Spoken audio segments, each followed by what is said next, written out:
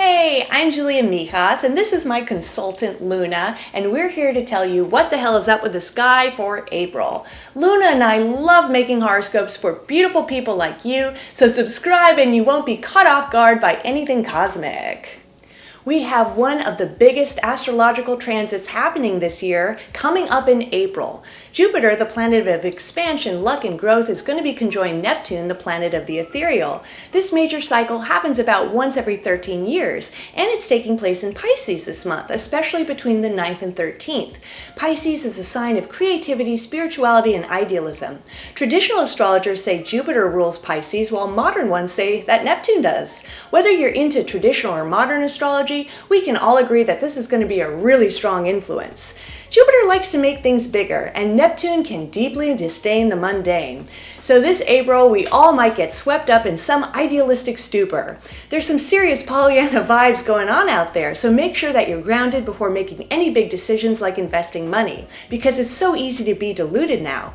Pisces is a sign that likes to get altered, and Neptune rules substances, so everyone's going to be partying way more than usual. So make sure your phone is charged so that you can call an Uber home. And if you're trying to slow your rolls this month, you might find instead that it's all gas and no brakes. We have a super social and fun conjunction between Venus and Jupiter during the last week of April.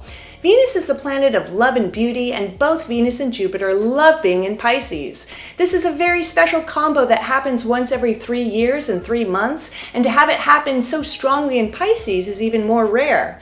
Venus and Jupiter are all about letting the good times roll, so it's a great time to get out, see friends, go shopping, or chase a few Tinder dates. It's like the cosmos is writing you a prescription for fun right now, so be good and take your medicine. And we all really could use some fun right now because the US is right in the middle of our Pluto return. Ah!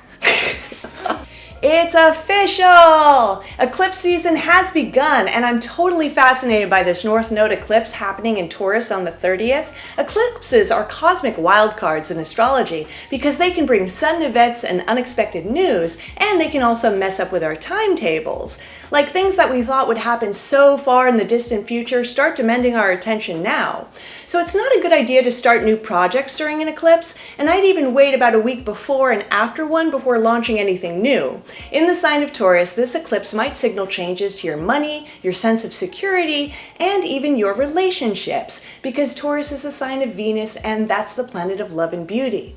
This eclipse is the strongest we've had in a few years, because almost everyone in the sky is going to be in a sign that they like being in. Something new is coming your way around then, because the North Node is so close by, though the end of April is going to be a much better time for contemplation instead of action, and I'll tell you where this eclipse is happening in your chart in just a bit. Hey Virgo! So you've got lots of dreamy, magical mojo happening in your 7th house of partnership, romance, and consulting. You could find some pleasure and luck this month, as well as potential delusion and all things 7th house. This is great news for all the single Virgos out there, because this is a wonderful month for dating. And if you've got a better half, then this spring you're going to have a romantic and harmonious time in your relationship, because you're going to be falling in love with your partner all over again.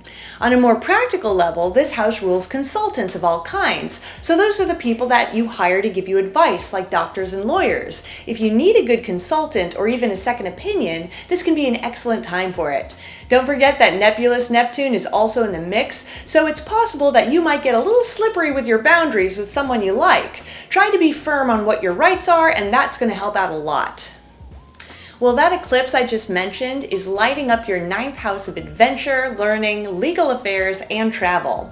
This house rules all the things which expand you in some way. So you could have sudden changes to your education if you're still in school, or to any legal issues that you're dealing with. If you're planning a trip this month, then there might be a few curveballs also coming your way, even though you'll have a really great time. Eclipses can also shake up our timetables, so maybe you're thinking of going back to school or even planning a trip way sooner than you thought you would.